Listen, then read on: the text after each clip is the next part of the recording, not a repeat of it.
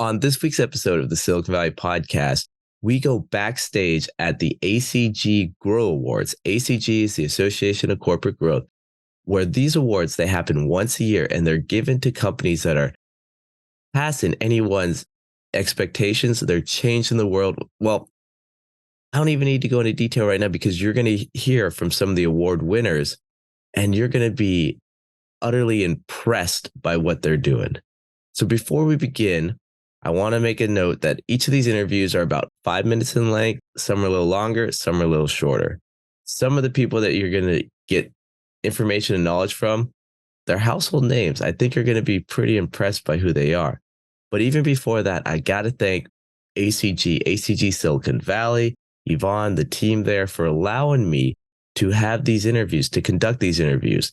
I can't say enough thanks to ACG as a whole. It's an amazing organization that I've met so many great people from. And well, I continue to be more and more involved and continue to get so much out of it. So thank you, everyone there. And now with that, let's begin this week's episode of the Silicon Valley Podcast. Enjoy. I'm here with Nabil Ahmed, the CFO of Outset Medical. Now, Nabil, could you tell us about the origin of your company and the history of how you created such award-winning technology? Sure. First of all, thank you, Sean, for giving us this opportunity. And thank you for ACG for this opportunity. It's a privilege to be here. Now, in terms of kind of the technology, we were founded back in 2010, Sean, essentially as a water purification company with some technology out of the University of Oregon.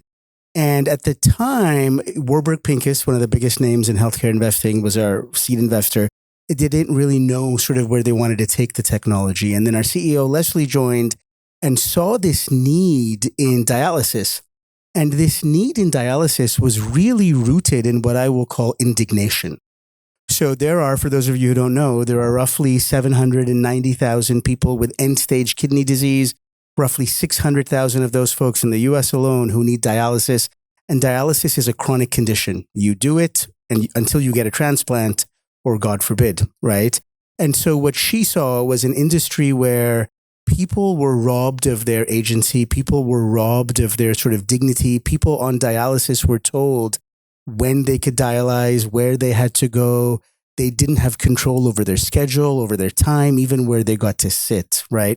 And so we took this technology, started at its water purification, and built a home dialysis device. And again, our premise, Sean, is that we want to restore agency and dignity to patients, give them the ability to dialyze anytime, anywhere, sort of at their homes, and be able to be present in their lives. So we wanted to shift people from sort of having to dialyze, when they were told to be able to dialyze around their own lives. How do you think your technology long-term is going to affect society? Yeah, Sean, so the movement is underway. So we went commercial in 2018. We got our home approval in 2020. And our focus now is on getting Tableau, our device, into the hands of more and more patients to allow them to sort of not be bound to these clinics where they're told when to go, how often to go, all that stuff, but rather to allow these people to be able to dialyze on their own time, right? So essentially, in the future, our technology is really going to be about getting more and more people back to where they need to be, getting them back to home. From the beginning till now, was there any hurdles you had to overcome with raising capital or the funding for it? How did you go about the whole development of this amazing technology? Yeah, Sean. So we have raised about $450 million of private capital prior to going public in September 2020. Our initial investor was Warburg Pincus, to whom we're eternally grateful. And over time, we've been able to assemble kind of the who's who of medtech investing. Fidelity, T. Rowe Price, Mubadala, D1 Capital, of course, Warburg, and many, many others. And we're grateful to them, too, for all of their support. Now, in terms of challenges, the word sort of that leaps to mind for me is it's a little bit of conviction, right? I mean, we have been at this. 2010 was the founding, 2020 was kind of the home approval, and then late 2020, our IPO. It took a lot of people to have conviction in our story. We didn't, Leslie, our CEO, talks about having investors sort of not be interested given the audacity of what she was trying to do. I mean, our device, Sean, it's about 36 inches high, it's about 18 inches square. And in this one box, we have water purification. We make dialysate fluid, the stuff that cleans your blood on demand. We have a touch screen with a graphical user interface. We've designed something that can be used from the home to the hospital all in one box. That has taken a lot of engineering, a lot of conviction, a lot of time. And so one of the big challenges was having investors, having employees, having people who would be around for that ride and ultimately see it to fruition. What excites you the most about this technology? Sean, what excites me the most is it is restoring dignity to human beings. You know, dialysis is an area where people were told that just good enough is all they would get. I mean, you need this life-sustaining therapy. You have to go to a clinic 3 times a week, 4 times a week, whatever your prescription is. You got to go between 1 and 5. So, you know, I mean, that is disruptive on people's lives. We have one of our patients who is a musician. I mean, this guy used to be in a clinic. He now is using our technology at home, and he is able to actually go on tour and perform because of what we have been able to give him, what our technology has been able to give him. And so that is what makes us, that is what makes me the most excited about technology. We are giving patients freedom. That is an amazing example. And your company is the winner of the Grow Award here today at ACG. How does this award, what does it mean to Outset Medical? Yeah. So first of all, we're very, very grateful to ACG for this honor. What it means to us, it's really around visibility. So number one, it's visibility for all of the people who've been at our company on this 10 plus year journey of getting the technology launched, right? People who have worked hard, investors who have trusted us with their capital. This is visibility for them of kind of what it takes to sort of get this technology to fruition. That's number one. Second thing, it's visibility to dialysis patients. Dialysis patients, you know, at some level, it feels like they've been ignored. We've seen all kinds of innovation in cardiology, in orthopedics, in all these stages of all these sort of verticals within healthcare. And dialysis has not seen technology innovation for years. We're only the second technology to get approval for use in the home. And so again, it's shining a light on the dialysis, on the renal space, I think is huge because we'd love to see more innovation in the space. And the third thing, Sean, very honestly, is look, we are at Microsoft's beautiful campus in Silicon Valley, and med tech, which is what we are, is like in the shadows of all these tech giants, right? And I love the fact that you guys, that ACG is highlighting a med tech company because not only do we build great technology like others, we get to do it in a way that also helps human beings on a very direct basis. And Bill, I want to thank you for your time. And once again, congratulations on the award today. Thank you, Sean. We're here with Vachami, who is the president of product and engineering at Zoom. Vachami, how do you balance the need for innovation and the need for privacy and security with your technology? Sean, both are pretty important. The innovation as well as the privacy and security.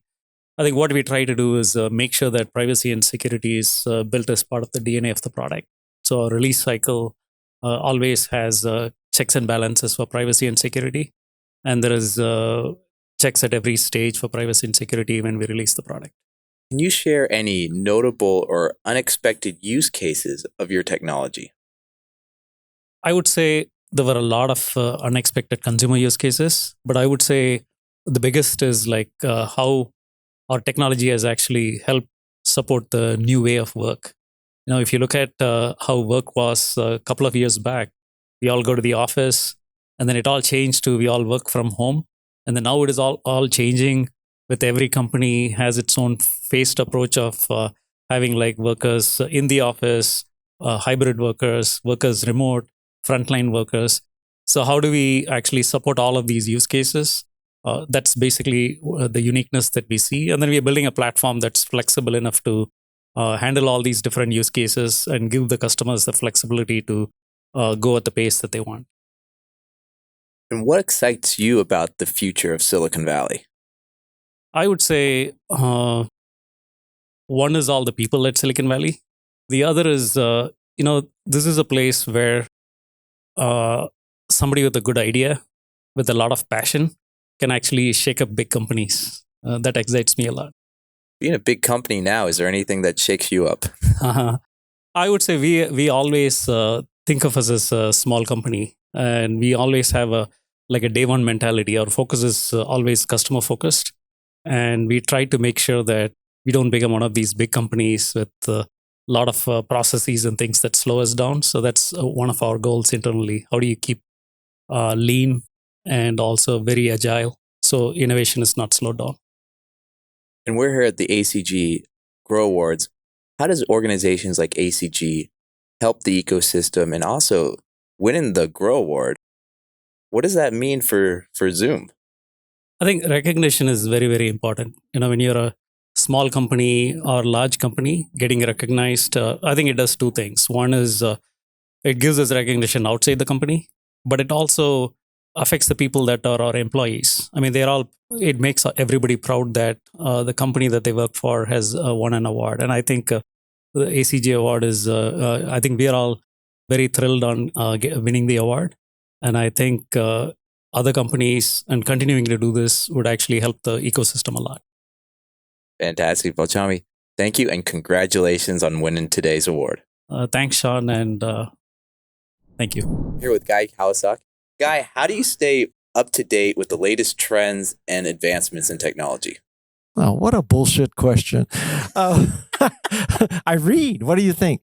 Actually, I'm really active on social media, and I view myself as a sort of not creator, but editor.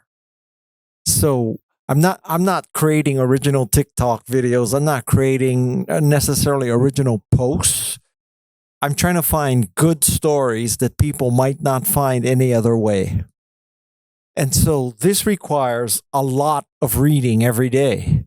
So I use a new app called Artifact. I use Google News. I use Smart News. I use about 4 or 5 things, and I'm just reading all day long, trying to find 5 or 10 good stories that I can share. So as a consequence, because I spend so much time reading all that stuff, I'm pretty up to date. With all this, how do you have time? How do you go about building a personal brand? So, listen, I fundamentally disagree with the concept of building a personal brand. I think that a personal brand is developed because of what you accomplish, right? So whenever I hear people saying, how do you develop a personal brand? It implies that they're going to have this plan, and they're going to write white papers, they're going to give speeches, they're going to go on TED Talks, they're going to write books, blah, blah, blah, because they're trying to build their personal brand. I think all of that is bullshit. I think that the way you build a personal brand is you do remarkable things. And if you do remarkable things, guess what? Your brand will happen.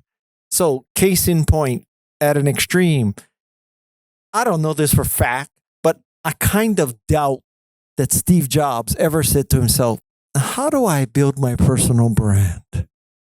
Steve Jobs founded Apple, Apple One, Apple II, Macintosh, iPhone, iPod, iPad, Genius Bar. Now, he didn't do all of those, but you kind of affiliate him with all that, right? Now, there was Newton and Lisa and Apple III, so he's not 100%, but he's probably 7 for 10, which is about 6 more than anybody else. When you think of Steve Jobs, you think of this amazing, visionary, technical genius, Steve Jobs.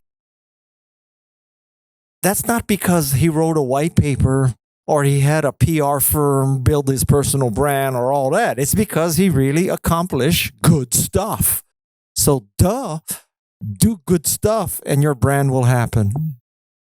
What question have you not been asked that you wish someone would ask you? I've been on so many things that I can't think of a question that I want to be asked. I can think of questions I don't want to be asked, but really, and I gotta say, I don't sit around thinking, oh God, if only somebody would ask me this, it would be this great opportunity to position myself in my personal brand. You already know what I think about personal brands. So that there is really, what can I say? Okay, I got a question. Okay. Hockey or surfing, what's the better sport? Well, listen, I started hockey at 44, having never skated before. I'm from Hawaii. There's no such thing as pond hockey in Hawaii. There's shave ice, but there's not pond hockey. And I loved hockey. From the first step, I loved hockey. Took me 10 years to get adequate.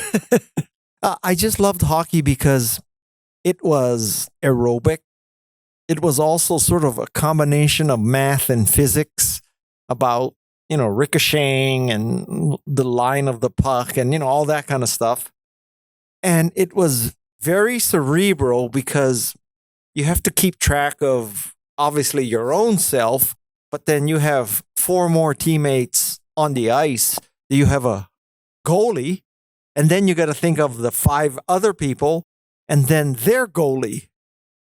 And unlike many other sports where the ball goes out of bounds and you got to retrieve it and, whatever, the pucks do go outside sometimes, but not that often. So it's continuous action, right? And in hockey, unlike football or soccer, whichever way you call it, there's not a lot of flopping, right? So when you watch soccer and the guy's writhing on the ground and you think, oh my God, his leg has been broken.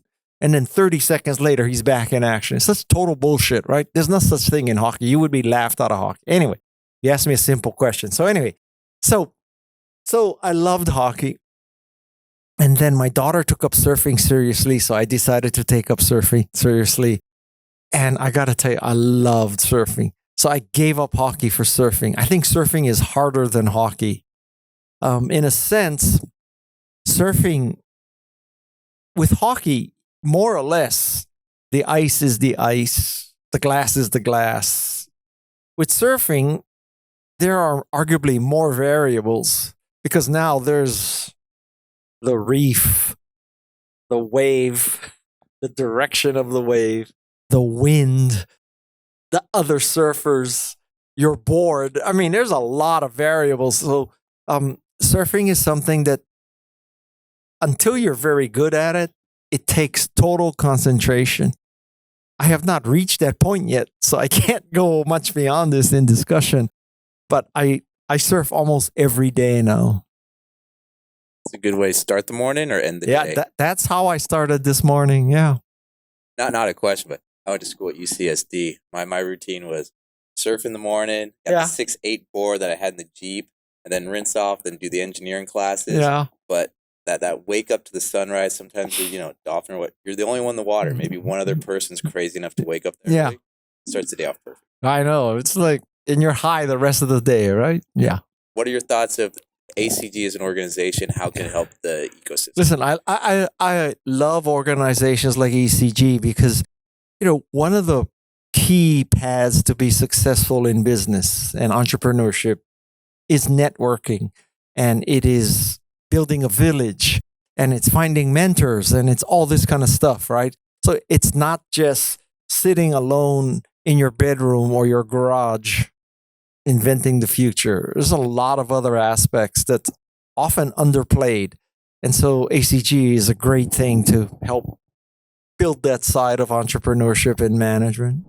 With CEO and founder of Blue Dot, Philippe Bouissou. Philip, I have a question for you. Here in Silicon Valley, growth seems to be on the top of the mind of venture capitalists, of startups. Why is growth so important? And, how does a company go about, growing in the right way, right direction? It's a great question. Bracken Darrell, the CEO of Logitech, once told me there is only growth or death. And what he meant by that is that if you want to create real and sustainable shareholder value, you have to grow your business faster than the market in which the business operates. You have to beat the market. Otherwise, you're losing market share and your value decreases.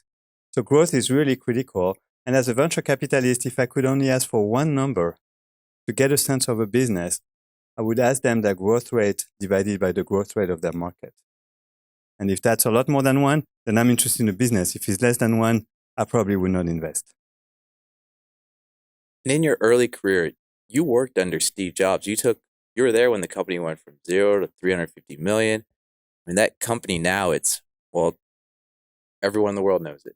Was there any single lesson or key takeaway that still resonates with you today from your experience working under Steve? Yeah, I had the good fortune to work at Apple, and during the last year I was there, I worked directly for Steve Jobs. And that's how I lost my hair, in case you wondered. I learned many insightful lessons from Steve, but one in particular struck me. And I came to the realization that there is one and only one business on this entire planet. I realized that everybody is in the exact same business. And that unique business is the manufacturing and delivery of delight. Let me say this again. Everybody is in the same business, which is to manufacture and deliver delight. And that's really what Apple is all about. So what you're trying to say is Steve actually made you a lot more handsome than before. Well, I don't know. It depends on whether you like me without hair or with my hair. I don't know. So you're part of ACG. Mm-hmm. What do organizations like ACG, how do they play a role in Silicon Valley? And what's your involvement with ACG? Yeah, I've been on the board. I've been an executive board member of ACG Silicon Valley for almost 6 years now. And the organization is fantastic. And what I really like about it is that it brings people together to network and meet other people and exchange ideas. But we also organize a lot of events where the content is just fantastic. So we cover all kinds of topics like AI, like ethics in business, saving the planet. It's very, very vast, different types of subjects, and we bring domain experts and we have panels and the audience can interact. So it's both the community and then the content and learning things. Philippe, tonight, from my understanding, at everyone's table, there's a copy of your book, Blue Dots. Can you talk to us, share a little bit, what's the book about? Yeah, so the book is called Aligning the Dots, and it is the secret, it's the new way to grow any business. And it's a very universal approach, very data-driven, that is based on the fundamental notion that the maximum growth rate of a business can only be achieved when that business and its target market are perfectly aligned.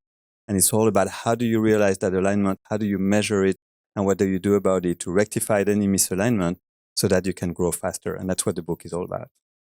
Can you share one tip or trick or one highlight from that book right now? Yeah, so the first alignment is the alignment between the pain and the claim.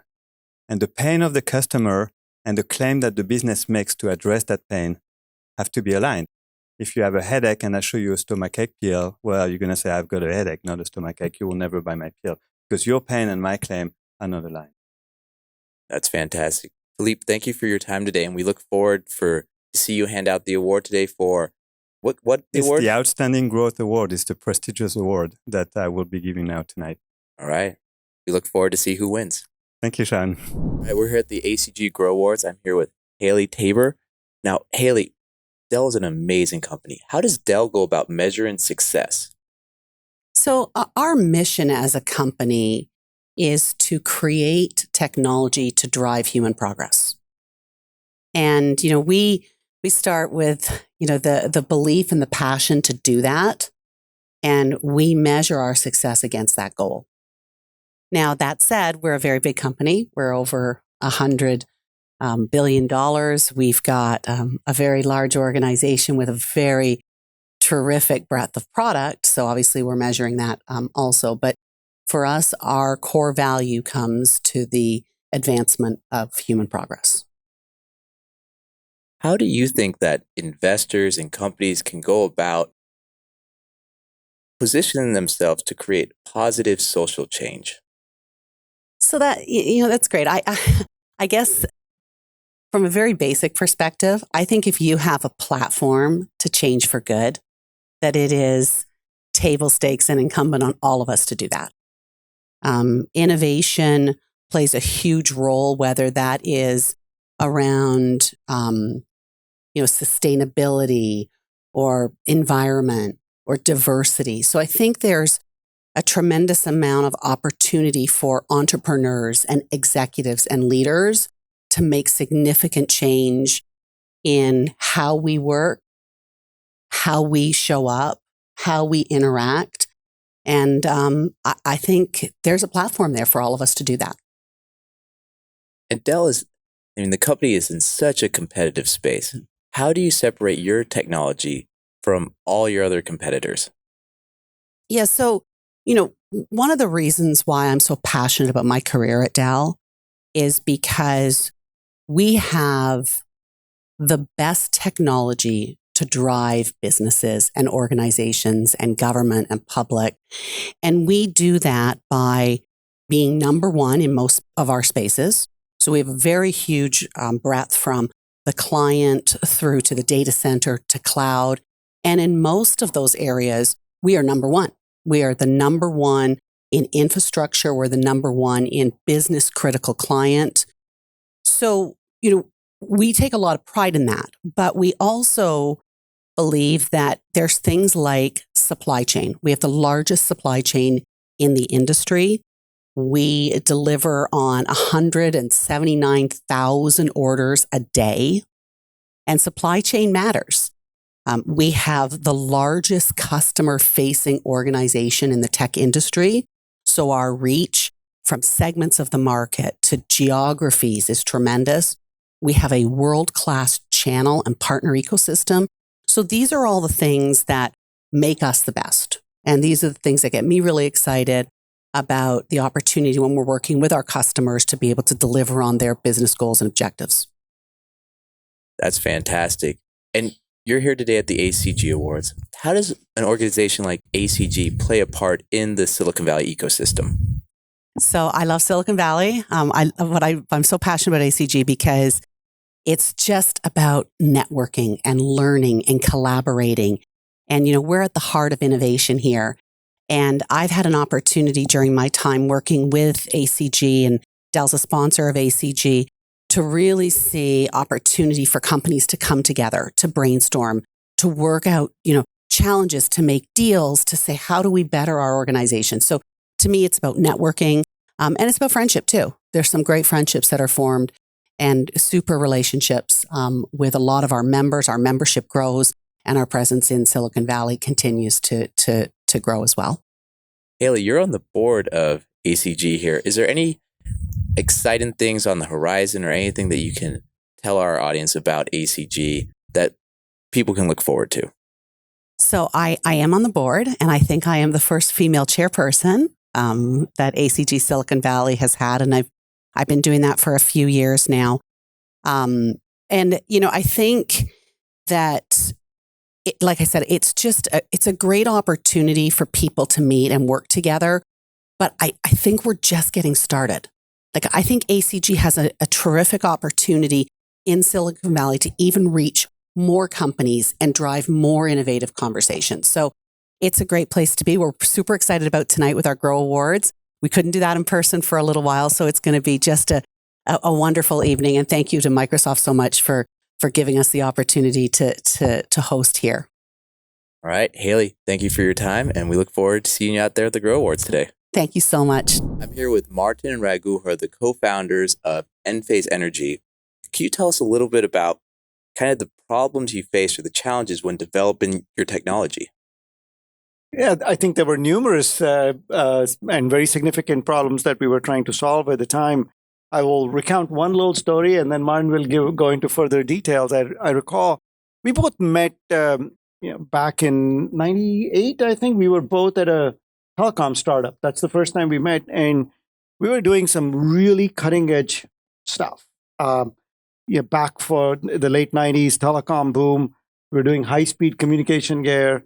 And it was complicated stuff. And then when we started Enphase and we were looking at what Martin said he wanted to build was this little microinverter, I remember asking him, how hard could that be? And he said, it's going to be harder than what we have ever done before. And here was this little device that we were building. So with that, I'll let Martin go into more details. So yeah, the challenges to do a microinverters are numerous. And first problem is efficiency, or how little energy you waste in a conversion process. So we start from about a low voltage DC and we end up with 240 volt AC in most places, and that process has to be done with very high efficiency. Normally, when we started, it was in excess of 94%. And today, I don't know, it's 97 or 98%. 98%. It's very difficult to do this. Okay. So challenges to get the efficiency where it should be were just incredibly difficult to overcome. Another problem is reliability. The device is mounted on a rooftop, and you don't want installers to go on a rooftop, every other week to replace a dead unit. So we have to have reliability which far exceed standard electronics type development. As Raghu said, we were in telecom, and telecom, the availability rate is supposed to be at 99.999%, the 5 nines. In this case, we have to be well over that because it's just too difficult to maintain such a system. Okay, so reliability, we had to learn the hard way in many ways, and we had to devote a lot of energy and effort to, no pun intended, to create the company culture, to create the processes that are involved into achieving this. So that was extremely difficult, and in many ways we didn't have anywhere to go to look, to find such a thing. So that was very, very hard. And then the cost, it's if you send something to the moon, cost doesn't matter, right? So you can do whatever you want, and nobody cares. In this case, cost is critical to this system. So it's very rare to find actually a product or a company that can do all 3 things simultaneously. And that was really what made Enphase, was that we were able, through trial and errors, many errors along the way, we were able to actually accomplish that. And of course, we can always improve things, but that's why Enphase is what it is. Martin used to always tell me, he said, conventional wisdom in engineering is you got cost, you got performance, you got reliability, performance, or efficiency, however you want to call it. Pick 2. That's the conventional wisdom, right?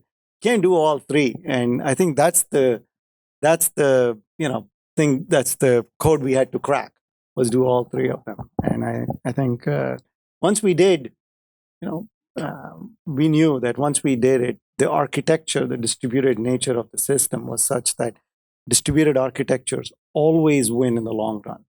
A lot of existence proof out there, and if we could crack the code, we'd be fine. How do you think your technology is going to impact society in the future? I think we both have. We would both like to say something about that. I think we are in a very critical juncture with regards to climate change and our planet. And I think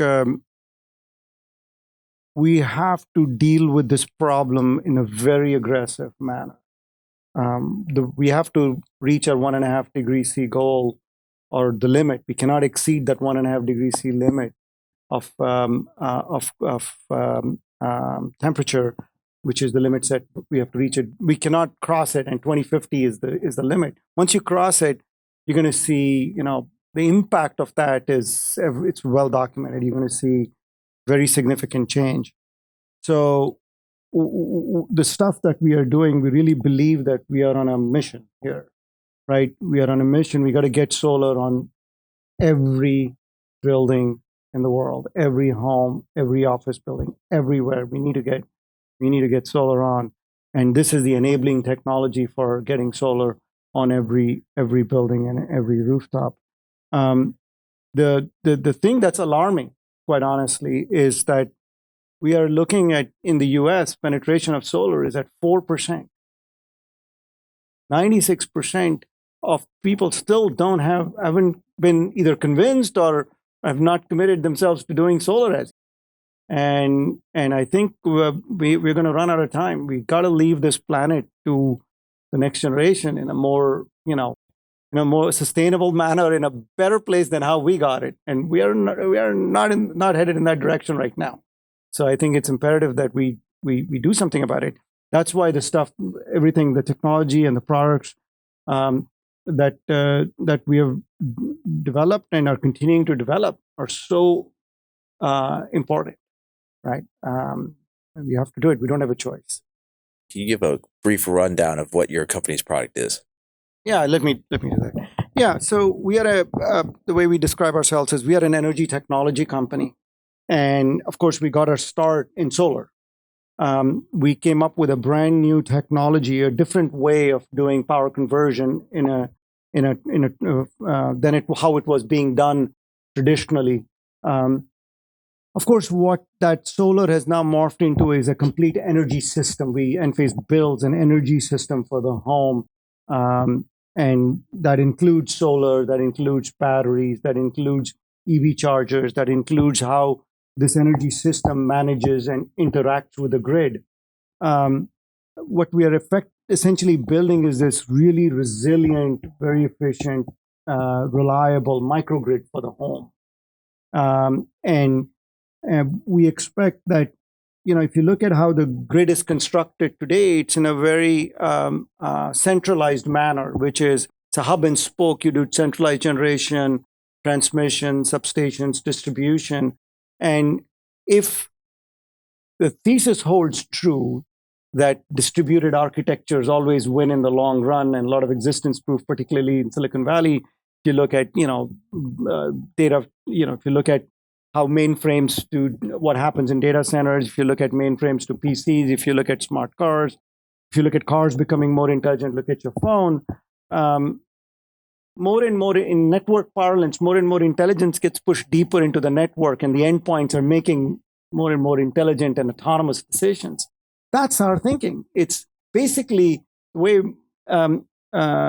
Martin envisioned it very early on was it's this reconstruction, rebuilding of the grid from the inside out, right? You have to rebuild this from the inside out in a truly distributed manner. You're on the right side of history when you do that, right? That's the goal. That's what Enphase does. All right, so you kind of said what I wanted to say, but that's okay. What we're trying to do is to basically enable people to control their destiny energy-wise, right? So you should be able to know exactly where your energy is going. That was one of our very first product, actually. You should be able to influence when and where's the energy is coming from. And I think, as Raghu said, basically we're trying to empower people to manage to be their own energy companies within their realm, right? And that's something which is, I think, very, very useful and very important in the future. And for tonight's event, how do you feel about winning the Grow Award here, and also organizations like ACG? How do you think that they play a part in the Silicon Valley ecosystem? Yeah, if you think about it, this is a problem. The problem that we are trying to solve is it's so massive, such massive scale that one company cannot individually solve this problem. And so it's going to take the collective might and willpower of a number of companies, the entire ecosystem, to go solve this problem, right? This is where ACG plays the role, is that you share ideas, you share goals, and you say, no, we've got to solve this problem, because we won't be there to enjoy the fruits of everything of our labor if we are not really solving this problem quickly. I always joke about this, is if Thomas Edison was walking down the streets of Mountain View, California, and he looked up at the energy infrastructure, he would recognize all elements of it. He would recognize, the substation, the poles, the wires, the distribution transformer, the service entrance to the home, the meter. He probably worked on those GE meters, a long time ago. So clearly that has to change. That's 125 years ago, 135 years ago. That needs to change, right? We need to reconstruct this whole infrastructure from the inside out. And that's what Martin is alluding to, is that empowering the homeowner is how you go about doing it. Because once you empower the homeowner, your neighbor, you're all independent energy producers. And I can envision a day when you're transacting and sharing energy amongst each other. All right, Martin Regu, I want to congratulate you on your victory or your award tonight, and thank you for your time today. Absolutely. Thank you very much. I'm here with Jay Chaudhry, the founder of Zscaler. Jay, can you share some exciting projects or initiatives that you're currently working on? Of course, Sean. I have always believed in coming up with new, innovative, disruptive technologies. That's how my all 5 startups have been. Zscaler, the company I founded and funded, and I run it, it was done with the notion that when applications are everywhere, users are everywhere, the traditional notion of network security, securing the network, will not be any good. Let's reimagine network security. Let's think outside the box. So we came up with the notion of literally creating a switchboard. A user comes to us. We say, who are you? Where are you going? We connect them to certain applications. So this is how Zscaler has been disrupting traditional world of network security, firewalls, and the like. That's going to call it phase 1 of exciting projects. So what's phase 2? Today, over about 40 million users from 7,000 large enterprises go through Zscaler to secure themselves. And that includes over 40% of Fortune 500 companies. Okay. Now, when they go through us, we are like a checkpost. We are like an international airport. We check your boarding pass, your passport, your visa, and the luggage to make sure right person gets on the right flight for the right destination with safe luggage. That's how we offer security against a whole range of threats, ransomware, phishing, and the like. Now, this is part 1. But as we really process that traffic, we create logs. Logs are like who went where, when, what, that type of stuff. So today, we have about 300 billion transactions logs a day. Each transaction creates a log entry. Just to give you a relative data point, Google search engine, widely used. But on a daily basis, Google searches add up to about 8 or 9 billion. So look at the number of transactions we handle. Why is it this big? Because when our customers, whether it's Siemens or Shell, or it is United Airlines, when any of their employees access anything on the internet, or SaaS applications, or LinkedIn, or news sites, or their application in Azure, AWS, or the data center, we are the security checkpost. So everything happens through us. Now we got lots of logs. Now these logs can be very valuable in figuring out potential threats and stopping them. Because before threats happens, bad guys do reconnaissance. Reconnaissance is about poking somebody here, PC, application to see if they can get in. We see all of that. Now, we have been doing AI/ML on these logs for a while, but AI/ML has really become very, very useful now. It can be scaled, applied against tons and tons of data. So our next big project is taking this data, which is not public data. It belongs to our customers, but leveraging it to be able to predict some of these breaches before they happen and help my customer take steps before breaches happen. So I'm very excited about this new area. You mentioned 5 companies. In this journey, were there any mentors or advisors that guided you, helped you in any way? Of course, I've been lucky. I've had lots of advisors along the way. Some of them I work closely with. Some of them were advisors because I read about them, as a big fan of them. I followed them, right? Early on, from very early on, Bill Gates was one of the early heroes.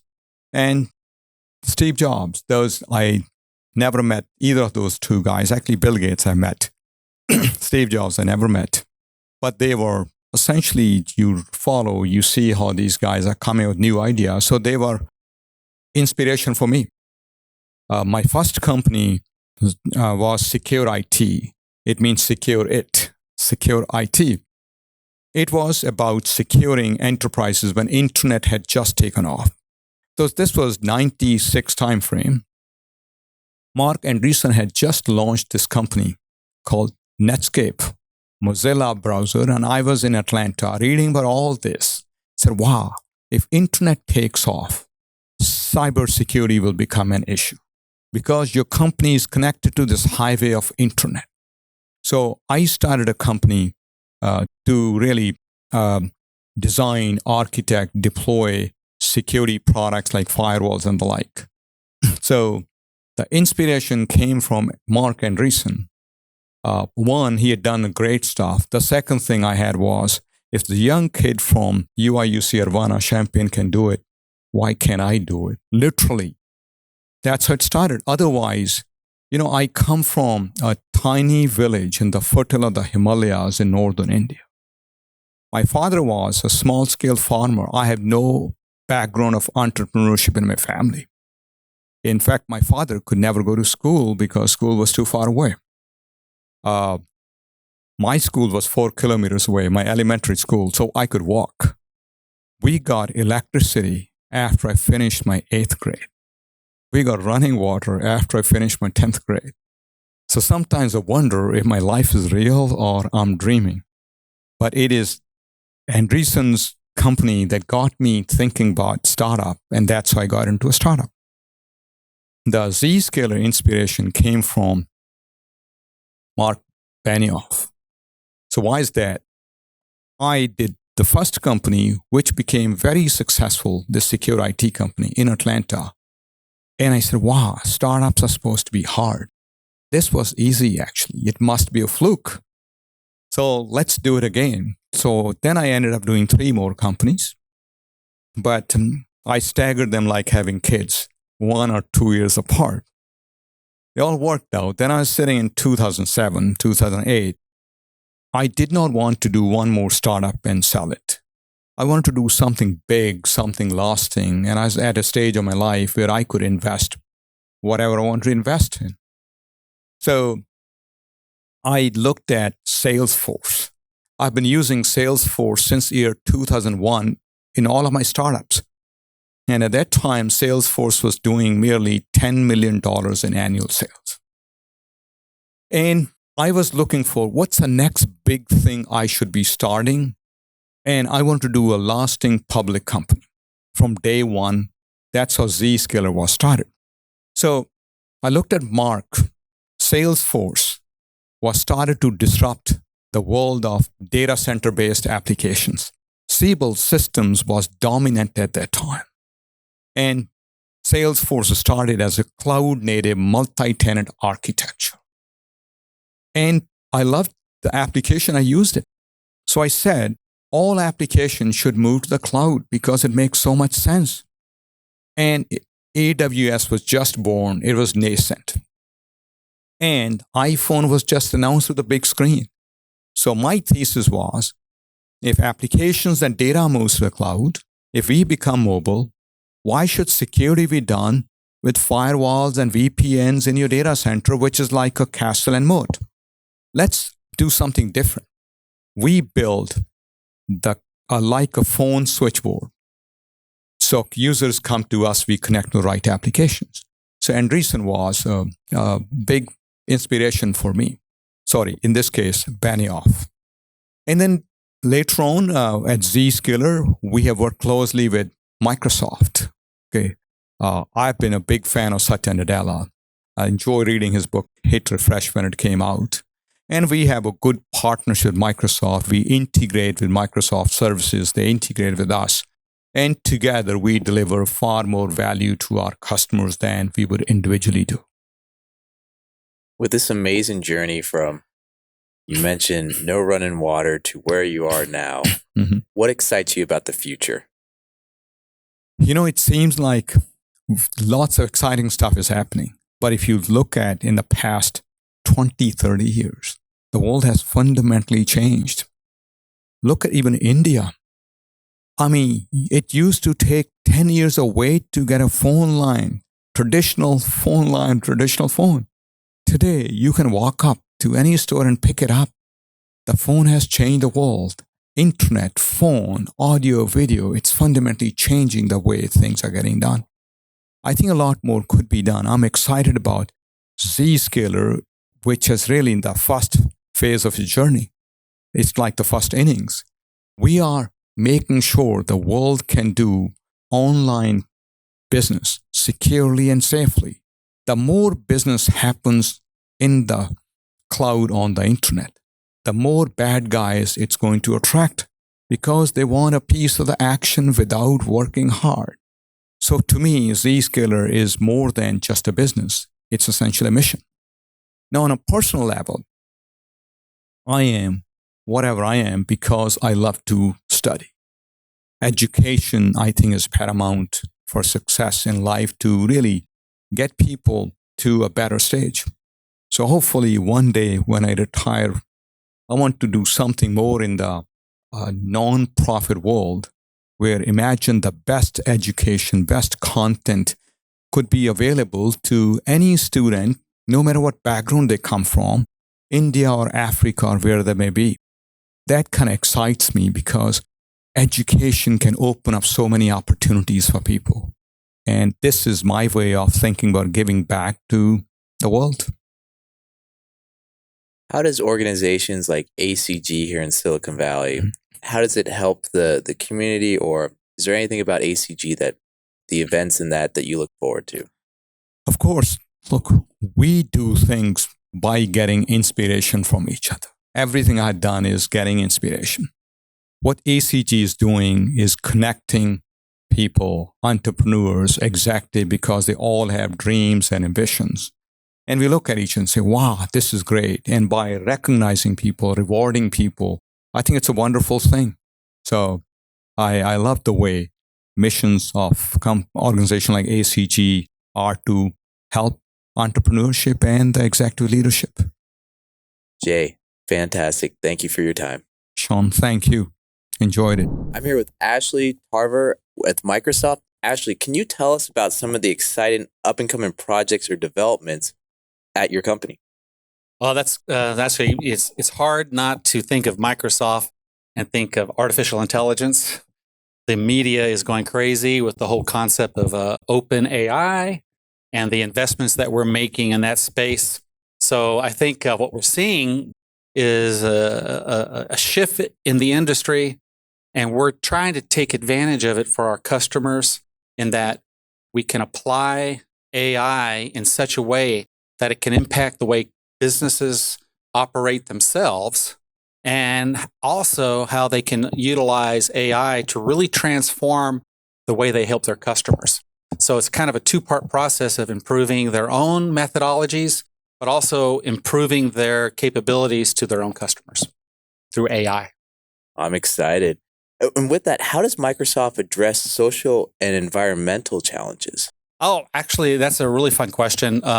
Microsoft actually has a full-time data science team or environmental science team that focuses exclusively on investigating ways to use real science to improve sustainability. We have initiatives. We actually have a chief sustainability officer at Microsoft, and her responsibility is to help identify ways Microsoft can invest in that space. We have initiatives around zero water consumption. Instead of having zero emissions, we're trying to go negative emissions in the way we try to contribute to the sustainability.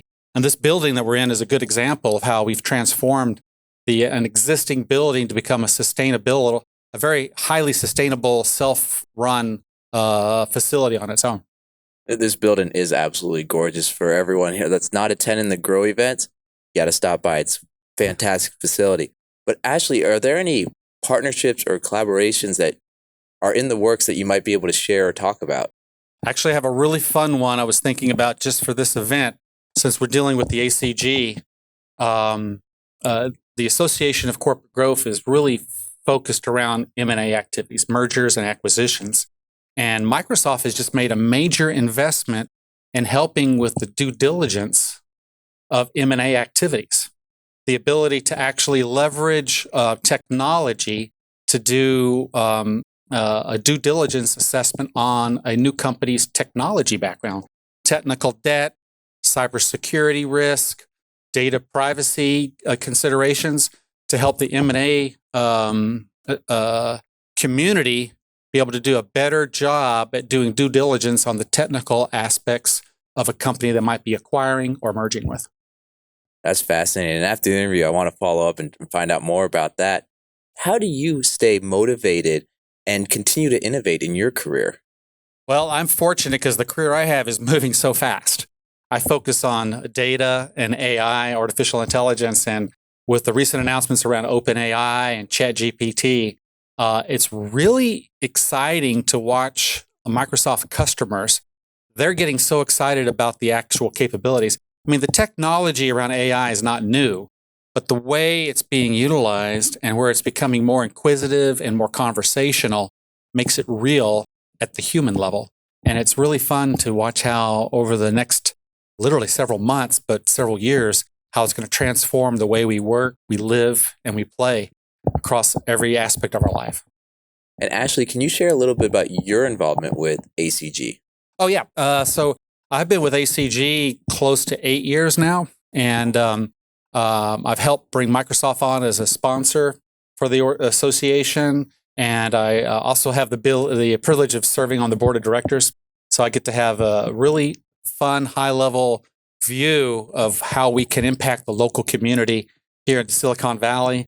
But also ACG is also a national organization, so it's also fun to watch how we can help impact the success of the association, across the United States and globally.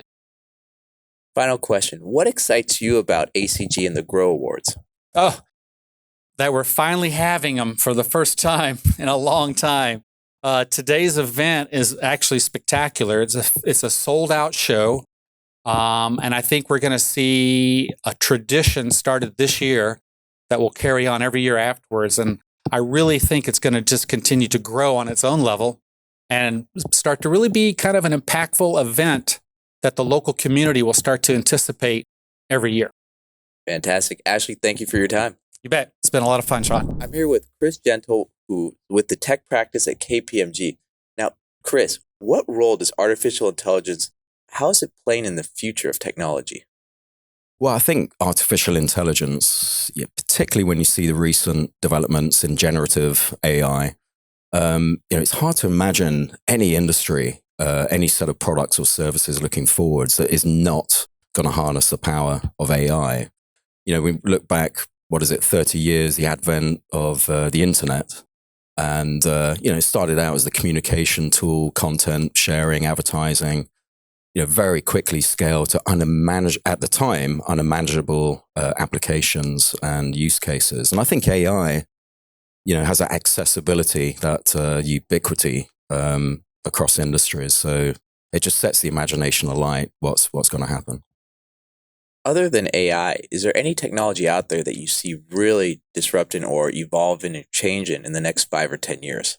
Well, actually, I'd probably draw the link between most tech sectors and AI. I think AI is going to be the fuel, the enabler for all the sectors that we talk about in the limelight today. I think of autonomous, but yeah, AI is probably going to be the biggest driver of all current technology sectors that we talk about today, and who knows what else. Moving forward, how do you see startups effectively competing against larger, more established companies? I'd probably make the argument that they already do. There are advantages to being small. I think at the end of the day, you don't have to be big to get in front of the people that are trying to solve problems. You don't have to be a big company to get that closeness to what the real underlying root cause of the problems are and to the people that are trying to solve the problems. Other advantages like financial agility, unencumbered by OPEX, huge headcount, CapEx obligations. Small companies have that advantage of just being able to switch from perhaps failing projects to new and exciting emerging projects. Not in all cases, but I would argue there are strengths, inherent strengths, and always have been. And then throughout your journey, your career, are there any lessons you've learned around leadership that you can share?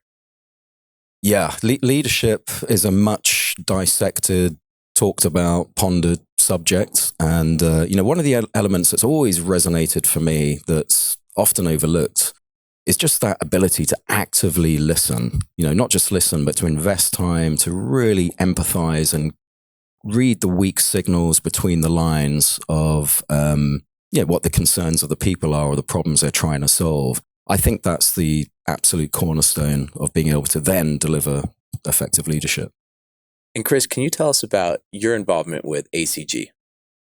Happy to. Yeah, proud to say that KPMG has been one of the founding sponsors, actually, of the Silicon Valley chapter of the ACG. This goes back more than 20 years ago. Personally, I've been representing KPMG on the board for more than 10 years now. Very, very excited to continue to do that.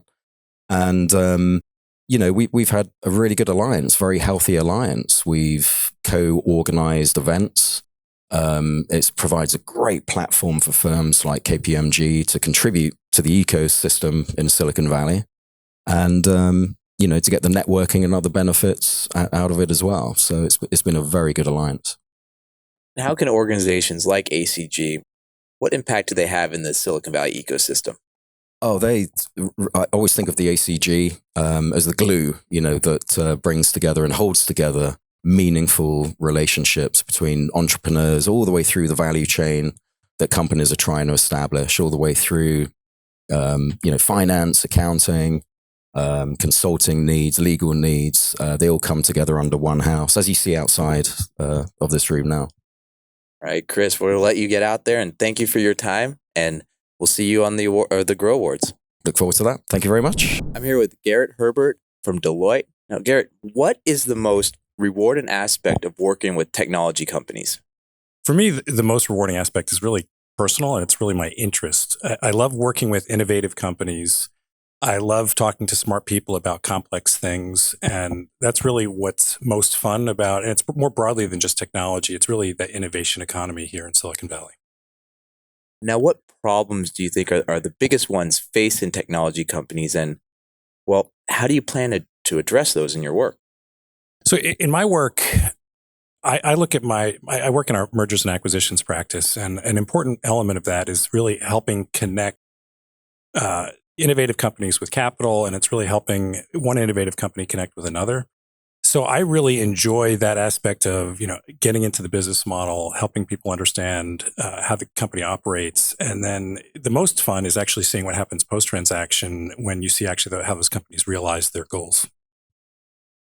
What area of technology do you see evolving the most in the next 5 to 10 years? Yeah, the question about what companies or what technology is going to evolve most. I mean, you can talk today. I mean, there's all sorts of discussion around AI. I'm super excited about that. I'm also really excited about some of the other technologies that people aren't thinking about. And there's plenty of technologies. There are common processes, common problems that we're in the first inning of how technology is going to impact. You think about areas like health tech, you think about ag tech. Technology hasn't really fully realized those big areas. And with more and more scale around the technology, we're going to have that impact. Can you tell us about your involvement with ACG? So ACG, I became involved with ACG when I moved back to the Bay Area about 15 years ago. And one of my partners at Deloitte had said to me, hey, there's this great group, great way to connect into the innovation economy. I had been out of the market for about 8 years. So I found that it was a great opportunity to kind of get engaged, a great network of people. And it's really a network of networks, which really was very impactful. So there were ways for me to get engaged, around, M&A topics, board of director topics, things of that sort. So that's really what's been the most rewarding part for me with ACG. And you kind of already answered it, but just to go a little bit deeper, how do organizations like ACG help the Silicon Valley ecosystem? Well, it is, I think it's the network of networks, and where you bring together a lot of motivated people that are looking to really change things, whether it's, a specific technology, whether it's in business. And ACG brings these people that might not otherwise meet together. And I really think there's some magic to where you can connect people and great things come from it. Fantastic. Garrett, thank you for your time. Thank you.